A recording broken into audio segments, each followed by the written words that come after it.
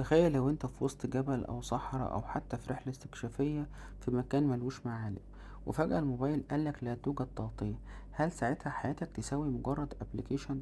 النهاردة هحكي لكم القصة اللي خلتني ادور ورا تطبيق افنزا ماب، واعرف هو بطل حقيقي ولا مجرد اشتغالة بتسحب فلوسنا. انا وصاحبي تامر كنا في رحلة وتهنا فعليا لان خريطة جوجل خذلتنا في منطقة مفيهاش شبكة. ومن هنا بدأت الرحلة مع افينزا. قبل ما نبدأ المراجعة دي مش إعلان خالص، يعني لو التطبيق زفت هقولك زفتين في وشك، ولو برنس هعرفك تستفيد منه ازاي، لأن مصلحتك عندي فوق أي مطور. التطبيق ده محمله أكتر من 1,000,000 مستخدم، والرقم ده يخوف ويطمن في نفس الوقت. أول ما فتحنا الابليكيشن أنا وتامر ما كانش فيه بقى جو كود التفعيل اتأخر والكلام اللي بنسمعه في تطبيقات النصب. التسجيل كان سلس جدا بالإيميل، ودخلنا على الواجهة فورا. الواجهة في الأول تحسها ناشفة شوية ومفيهاش الدلع بتاع تطبيقات السوشيال ميديا، لكن عملية جدا ومفيهاش لاج أو تهنيج. ودي كانت أول نقطة إيجابية لأننا مش ناقصين تعطيل في وسط الجد. الموقف الأول اللي حصل معانا كان في منطقة وادي دجلة. حملنا الخريطة بصيغة PDF مخصصة للمكان، والمفاجأة إن التطبيق بيقرا مكانك بالظبط بالGPS حتى وانت أوفلاين. تمام. الموقف التاني بقى كان لما عرفنا ان الخرايط اللي في المتجر بتاعتهم مش كلها مجانية، وفي خرايط احترافية بتوصل ل50 و100 دولار. دي صدمة للي فاكر ان كل حاجة ببلاش وممكن يعتمد على التطبيق في مكان، وبعد كده التطبيق يستغله ويقوله لازم تدفع عشان احمل لك الخريطة بتاعت المكان دوت. فلازم تبقى محمل الخريطة قبل ما تتحرك من المكان اللي انت فيه، عشان التطبيق ما يجبركش ولا يحطك قدام الامر الواقع. ماشي. الموقف التالت لما جربنا خاصية تتبع المسار، تامر كان ماشي ورايا وبالتطبيق قدرنا نحدد احنا مشينا كام كيلو بالظبط وفاضل لنا قد ايه عشان نرجع لنقطة البداية بدقة مرعبة.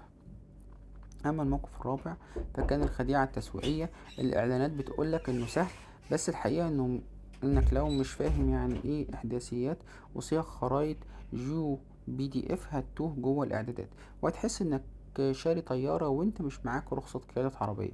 الاشتراك في النسخة البرو بيوصل ل30 دولار في السنة للأفراد، وده رقم مش قليل، وهقول لكم في الآخر يستاهل ولا لأ. أهم 5 مميزات حقيقية لمستها هي: أولا الدقة المتناهية في تحديد المواقع بدون إنترنت.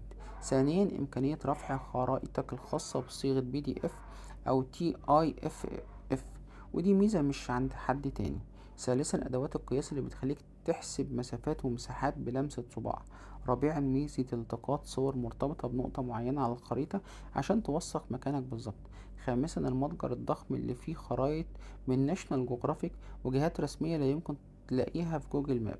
عيوبه بقى واضحة وصريحة: المطور كان ناسي النسخة المجانية، في خرايط كتيرة غالية جدا، والدعم الفني بيرد بردود بتاخد ايام. كمان في شكاوي متكررة من المستخدمين ان الخرايط اللي بيشتروها ساعات مش بتتحمل وبتروح عليهم فلوسهم، وده نوع من الاهمال التقني اللي بيقفلنا من اي تطبيق.